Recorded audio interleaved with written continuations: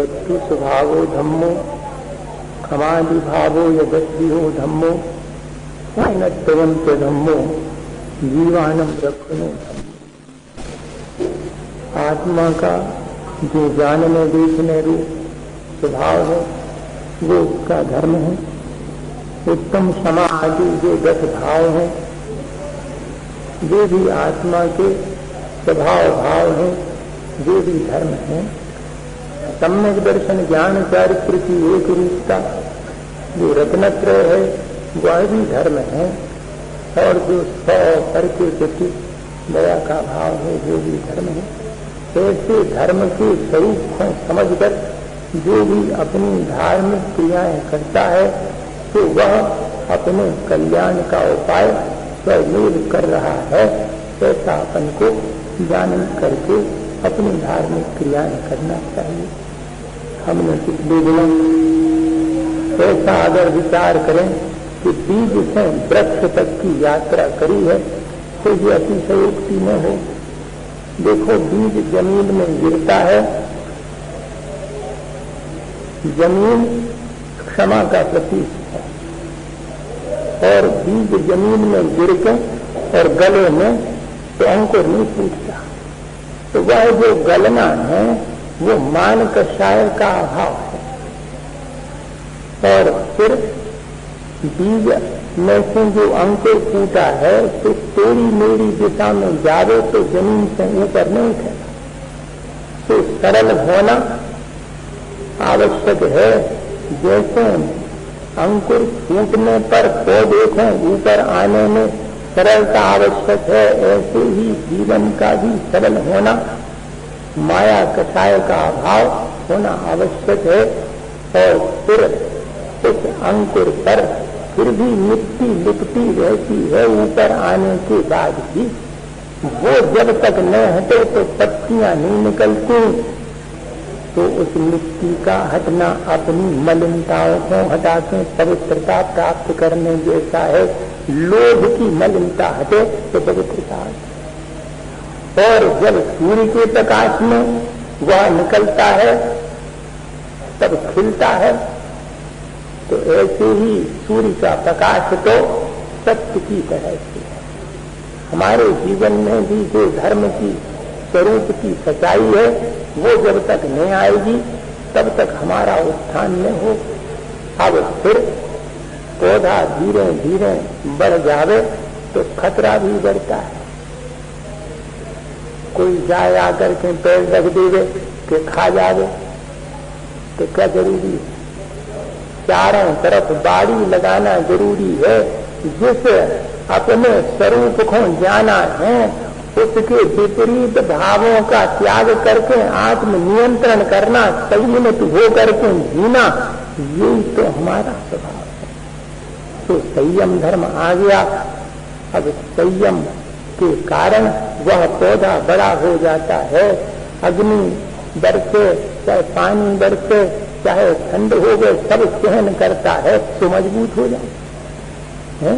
तो ऐसे ही जीवन में तप धारण करने वाला अपने स्वभाव में दृढ़ता को प्राप्त करता है। और फिर जब उसमें फल फूल लगने लगते तो क्या करता? वृक्ष स्वयं खा लेता क्या? नहीं भैया, वो तो सबको छोड़ देता है, त्याग कर देता है। ऐसे ही अपने जीवन में और तपस्या से जो अपने परिणामों में निर्मलता आती है तो बाह्य मलिनताओं का त्याग करना, यही तो त्याग धर्म है। और अब क्या हुआ? अब फल फूल सबरे देखे खड़े हैं अकेले हैं? त्याग करने के बाद भी ऐसा भाव नहीं आवे कि मैंने त्याग किया। अरे हटो का जो त्याग कर दो। पर भावों का त्याग करना त्याग है क्या? स्वभावों का त्याग तो किया नहीं जा सकता। और पर को त्याग करने का अहंकार तो मिथ्या है। तो कहते कि ना किंचनम अस्ति आकिंचन्य, किंचन स्वभाव आकिंचन्यम, ये भाव हमारे भीतर आ जावे तो वह ही आकिंचन धर्म है। जैसे कि वृक्ष खड़ा हुआ है अपना सब लुटा करके, और फिर जैसे आकाश सबके लिए समान रूप से स्थान देता है, वहां भेदभाव नहीं है। पांचों इंद्रियों के विषयों को छोड़ करके और अपने पर पदार्थों से अपनी बुद्धि हटा करके आकाश के समान सबके प्रति समता भाव रखना। जैसे आकाश में वृक्ष खड़ा हुआ है, जो आवे तो उसके नीचे बैठ जावे, छाया पा जावे, ऐसा ही हमारा जीवन हो जावे। ब्रह्म में हम आचरण करें, अर्थात अपनी आत्मा में आचरण करें तो भेदभाव मिट जाता है। देखो ऐसे ही तो सब धर्म आए अपने जीवन में, जैसे बीज से वृक्ष बनता। और अब क्या रह गया? अब ये रह गया कि फूल तो सब गिर गए, लेकिन फल लगेगा। वो फल जो है अब सबको बांटना। तो 10 दिन की साधना से कौन सा फल लगा? निर्मलता आई, परिणामों में मिठास आ गई। अब वह मिठास वाणी में प्रकट होती तो उसी को कहती क्षमा वाणी। और का भीतर परिणामों में निर्मलता आई, क्योंकि धर्म धारण किया। तो उस निर्मलता की अभिव्यक्ति करने का दिन है आज कि भैया अब हमारे 10 दिन में, और जो विकारी भाव थे तो हमने हटा दिए। किसी के प्रति मन में अब हमारे कोई शत्रुता का या बैर का या द्वेष का भाव अब नहीं रहा। तो अब सब जीवों के प्रति क्षमा भाव धारण करता हूँ। खम्मामि सब जीवानम सव्वे जीवा खमंतु। पहले तो मैं सबके प्रति क्षमा भाव धारण करता हूँ, बाद में फिर मैं औरों से भी क्षमा भाव धारण करने के लिए निवेदन कर सकूंगा। पहले तो स्वयं ही क्षमा भाव धारण करना पड़ेगा। पहले अपने स्वभाव को प्राप्त हो, तब जाके दूसरे को कह सकते कि आप भी करो ऐसे है। अपन तो पियत हो गए बीड़ी और दूसरे से कह के छोड़ दे, भैया कोई न छोड़े, वो कह तुमने कहा नहीं छोड़ दी है। पहले अपने भीतर से कलुषता हटे तो दूसरे की कलुषता हटने में देर न लगेगी। मनुष्य सब इस बात के इंतजार में होते हैं कि ये पहले करें, तो अपन अपने ही करो ना, पहले अपने से शुरू करो कि मुझे क्षमा। क्योंकि शत्रु मित्र तो जो बाहर अपन को दिखाई पड़ रहे, जो हमारे विकारी भाव हैं तो वे हमारे शत्रु हैं, तो अपने से शत्रु का मूल का ऐसे ले। और जो स्वभाव भाव है, जो हमारे सद्भाव के परिणाम हैं, भी हमारे मित्र हैं हमारे। तो ऐसी जो शत्रुता मित्रता हमारी आंतरिक है, पहले उससे ऊपर उठना, तब जाकर के ये जो बाह्य में शत्रु मित्र की बात है वो अपने आप और समाप्त हो जाएगी। समता भाव आने में देर नहीं लगेगी। और भैया अपन अपनों से पहले नंबर क्षमा मांगे। तो क्यों मांगते? क्योंकि ये सद्भाव बना रहे, जिसके प्रति हम अपने मन में सद्भाव अभी तक रखे आए हैं वो बना रहे। ऐसा ना हो कि हमारी किसी भूल चूक से वो सद्भाव समाप्त हो जावे। तो पहले जो अपने हैं उन्हीं से मांगते। शत्रुता से क्षमा मांगने जाने की उतावली न करना। हाँ, शत्रु से क्षमा मांगना हो तो शत्रु हो तो यहीं से अपनी शत्रुता मिटा करके क्षमा मांग लेना। तो मुनि महाराज तो तीनों संध्या कालों में और सब जीवों से क्षमा मांगते हैं। किसी के पास जाने आने की आवश्यकता नहीं है। इसमें अपने मित्रों से क्षमा भाव मांग करके शत्रुओं के प्रति भी क्षमा भाव धारण करने का ये पर्व है। इसलिए इसको क्षमा वाणी पर्व का नाम दिया। आज के संसार में तो और कौन कौन से विदेशी संस्कृति के पर्व मनाऊ लगे बताओ। तो इनमें कोई वैलेंटाइन डे, अब जो वैलेंटाइन डे जो है वो तो इन्हें कछु क्षमा भाव नहीं है, में मैत्री आए में प्रेम है।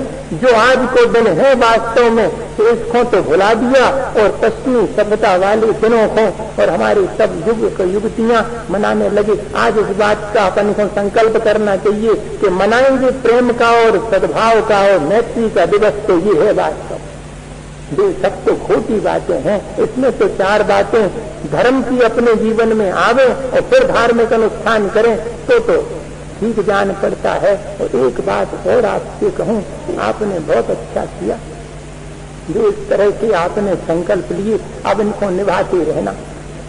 और एक संकल्प और ले लो वो रहेगा बाकी। जलूस में खाएंगे पिएंगे नहीं, चप्पल जूता न पहन जो बहुत अच्छे, कैसे भगवान जलूस का है, क्योंकि जलूस भगवान का है, अपनो तो है नहीं है। और ये झांकी माकी जो है वो हमारी परंपरा नहीं है। इतनी तो कमी है बिजली की देश में, और फूंक रहे अपन इतनी बिजली और जीव हिंसा अलग कर रहे।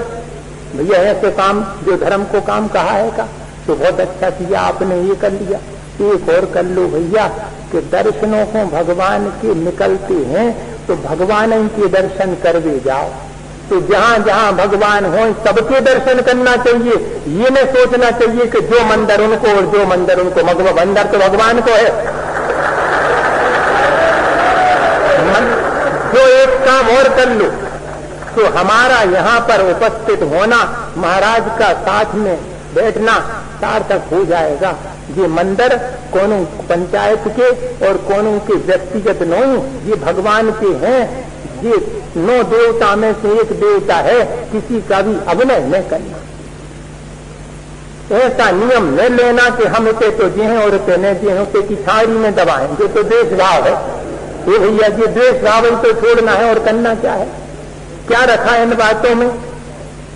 और कौन रोज रोज सब मंदिरों में जाता है, लेकिन कम से कम ये दुर्भाव तो नहीं रखो, इस दुर्भाव को निकालो। हो गई भूल तो हो गई पहले, अब तो क्षमा भाव सबके प्रति धारण करके सबके प्रति और भगवान के प्रति अपनी श्रद्धा भक्ति व्यक्त करने में कभी भी कमी नहीं करना चाहिए।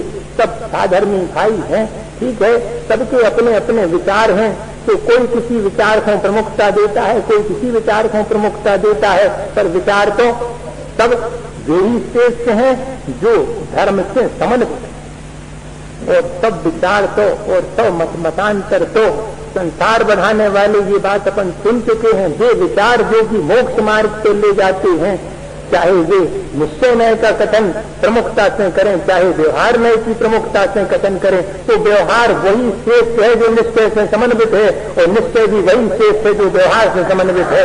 बाकी सब चीजें तो, बाकी सब में कोई धर्म नहीं है, और वास्तव में तो निश्चय में धर्म नहीं है और व्यवहार में नहीं है। नय पक्का तिखन तो नय के पक्षपात से जो ऊपर हो गया है वो धर्म को जानता है, वो धर्म के स्वरूप को धारण करता है। ये वास्तविक बात है, तो अपन को इस बात का ध्यान रख करके करना चाहिए।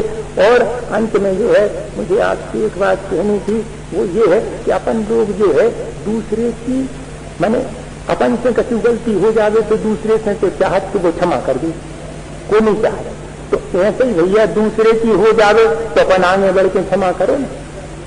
अपन जब ये चाहते कि हमारी गलती हो जावे तो भैया तुम क्षमा कर दी, ये तो बहुत अच्छी बात है। तो ऐसे ही जब दूसरे की गलती हो जावे और वो क्षमा याचना करे तो सहर्ष रूप से उसको क्षमा दान देना चाहिए और उसके प्रति अपनी कलुषता का भाव हटा देना चाहिए।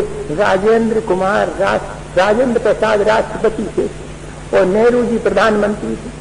अब राष्ट्रपति को पहले सभा में नहीं पहुंचता, प्रधानमंत्री पहले पहुंचता, लेकिन नेहरू जी जो है 1 मिनट लेट पहुंचे सभा में, संसद में, और राष्ट्रपति पहले पहुंच गए।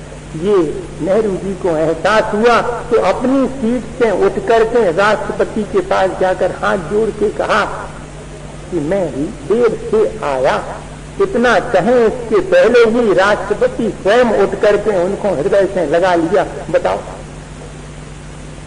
दूसरे किसी से गलती हो गए तो उसके लिए फॉरगिव एंड फॉरगेट, कोई गलती करे तो हम उससे और भाव से क्षमा करें, तब तो हम स्वयं से गलती होगी तब दूसरे से क्षमा करने के लिए निवेदन कर सकेंगे। आज ऐसा परस्पर में अपन को एक दूसरे के प्रति क्षमा भाव धारण करना चाहिए। पता नहीं कौन सा अवसर किसके जीवन में आगे, मजबूरी में जो है व्यक्ति जो है चूक जाता है। हम आपको एक छोटी सी घटना सुनाते हैं और बस इतनी बात आज की है, जैसे तो समय पूरा हो गया। वो घटना हमारे सतना के चतुर्मास की है। 2 भैया थे, छोटे भैया बड़े भैया, तो 2 जनों के बीच में बोलचाल बंद हो जाता। अब बड़े भैया हमारे साथ में रोज आहारों को जाती थी, उनके यहाँ भी चौका लगा और उनने आहार दी और सबके यहाँ पर जाती थी देने के लिए। अच्छी बात है। अब ऐसा हुआ कि छोटे भैया का भी चौका लगो, अब छोटे भैया का चौका लगो तो अब रोज जाते थे सबके चौकों में, तो बड़े इनको भी जाने पर तो बड़े भैया छोटे को बोल चाल हतो ने छोटे को बोले ने बड़े थे।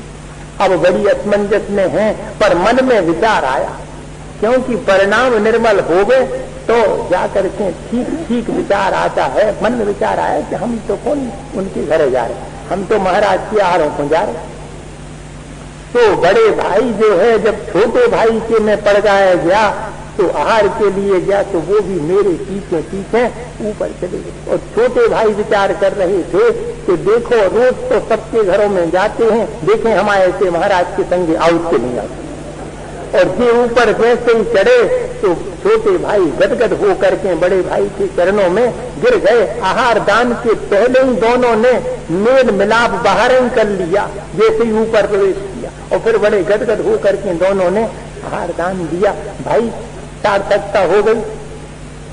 जो भी धार्मिक क्रियाएं हम करें काय के लिए करें, मैं ये कहना चाहता हूं, कलुषता बढ़ाने के लिए नहीं, बल्कि कलुषता को अगर है तो उसको घटाने के लिए। आज का दिन इसी बात के लिए है। अपन ने धर्म के स्वरूप को समझा और धार्मिक क्रियाओं को भी अपन ऐसा करें जिससे वितरागता का पोषण हो और अपने मन को निर्मल बनावे। यही अपने जीवन का अपने को लक्ष्य रखना चाहिए। इसी भावना के साथ आचार्य गुरु और विचार सागर